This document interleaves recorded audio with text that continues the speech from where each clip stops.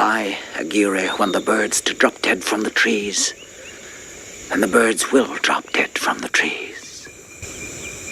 I'm the wrath of God. There are no films more compelling than the epic. We're back with Volume 2 of films that changed my life. 10 cinematic odysseys full of grandeur, scale, and soul. Whether it's in the momentous runtime, the Odyssey captured, or the immensity of what has been captured, these are the films that bring a true definition of epic. There is no better way to start than with Satantango by Béla Tarr. For starters, Béla Tarr is a filmmaker whose vision is matched only by his cinematography. This film is understandably poked at via memes and online jokes, but the film is far from a joke. Tarr captures through sheer willpower and hours of contemplation the Hungarian plight when transitioning out of communism. It's not politics, it's the narrative of a society on the brink of collapse. Capitalism was a hope for these people. The corruption of those from the old guard met hope with bleak reality.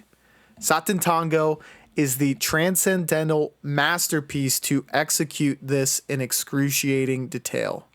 My next pick is Lawrence of Arabia, a film that could only be dwarfed in length by Béla Tarr's Satantango. When I think of this film, I can't stop myself from comparing it to a non-fiction version of Star Wars. If you're a Star Wars fan, this may be very high praise, but I feel the need to explain. Firstly, the composers Maurice Jarre and John Williams are both life-changing in their own right. Beyond that, we are met with incredible world building and spectacle that takes us to a new land altogether in both films. While I humbly feel Lawrence of Arabia is better than even the best offering from the Star Wars franchise, it's a comparison worth mentioning. Then we have the performances that make this film unforgettable. Peter O'Toole is enigmatic as Lawrence and solidifies himself as an all-time great with this performance. Up next is a film that is one of the greatest of all time, and that is The Godfather Part II. So much has already been said about this film, so I will keep it brief. Godfather Part II is a movie that somehow outdoes the amazing masterpiece that is The Godfather. The story covers so much ground to create this epic odyssey that it is awe-inspiring. From the early beginnings to the foundation of what the gang is now, I absolutely adore this film. My next choice is Lord of the Rings, The Two Towers. There's no doubt that Peter Jackson created a legend with the Lord of the Rings trilogy. I chose The Two Towers because it gets to skip the introductions of all characters that we receive in Fellowship and leave out the long-winded ending included in Return of the King. I also include The Two Towers because of the Battle of Helm's Deep, which is pure cinematic spectacle. The myth building had set the table for this grand fight, and the movie does not disappoint. I'm very much into character building, which we get a lot of with Aragorn, Legolas, and Gimli in this film, and it makes it an easy favorite for the trilogy for me. Next up, we have Waterloo by Sergei Bondarchuk. Listen here, boys and girls. I am not going to stop talking about this film until you watch it. The Battle of Waterloo is shot with such expense, effort, and resource that it is as though you were granted admission to the real battle when you watch this movie. If you're crazy about war movies and battle scenes specifically, this is perhaps the can't miss film for that.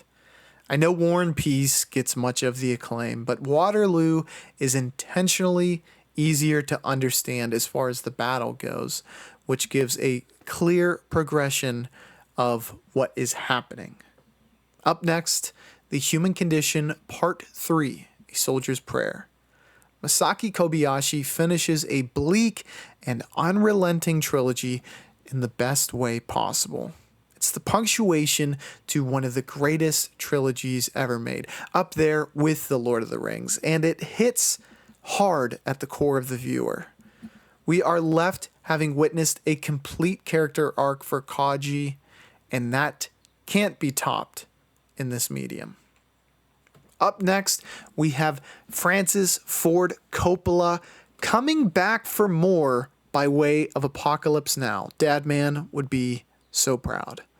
Apocalypse Now showcases the spectacle of war whilst criticizing the insanity of it. Colonel Kurtz has become infatuated, even intoxicated, with the buzz of war, of toppling a Vietnamese regime, even going out of country to do so. He knows thine enemy and is willing to become a warlord to topple it. Kurtz has enough sanity left to beg Captain Willard for a warrior's death. Lieutenant Kilgore gets high off his own supply by scent of napalm, not finding the absurdity of helping those or feeling he is doing well while literally littering the greenery of Vietnam with flame. Apocalypse Now reads as a warning against the war pigs of that time and does so in a way that demands your attention. Up next is a little ditty by Werner Herzog called Fitzcarraldo. This movie is included for the epic task that Herzog puts forth for his cast and crew: lift a 300-ton ship over a mountain. While the backstory may sound attractive in its own right, don't dismiss the film itself. I said this before, and it's very true. The film is not only about the triumph of man, but how triumph can quickly be followed by devastation. Klaus Kinski is as captivating as ever, and the case study of this madman is one I'd watch repeatedly.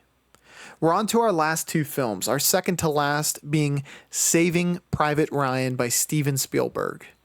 Much like the opening of Full Metal Jacket, it's hard to discuss Saving Private Ryan without mentioning the iconic beginning first. The storming of the beaches of Normandy will forever be one of, if not the downright best war scene ever put to screen. The thing is, the question of why all that to save Matt Damon is a damn good question.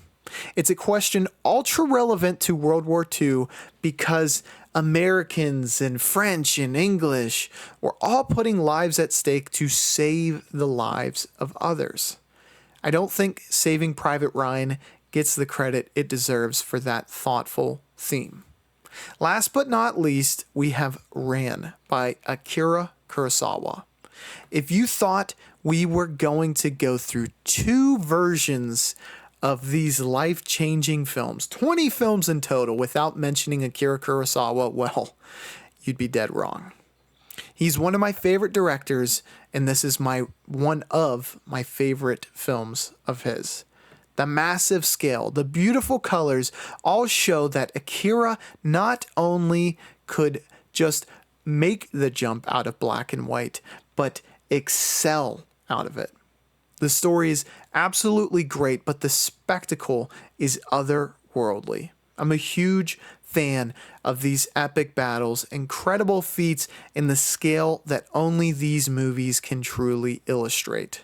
Akira Kurosawa was one of the first introductions of this to me. He was the master of it all the way back from Seven Samurai and laid the blueprint out for other directors to succeed. Ran is one of the greatest examples of this and includes scenes that are not only seared into my mind, but deserve all of the honor we can bestow upon it. This video has truly been a pleasure to make. I know there are a lot of movies you've likely already seen, but hopefully this inspires you to watch any you haven't. I have 80 movies left that I want to include in this series, and likely will add a few more here and there if you all enjoy this. So please buckle up and subscribe for more. Thank you for joining me, and I will catch you on the Flippity Floop. Bye, y'all.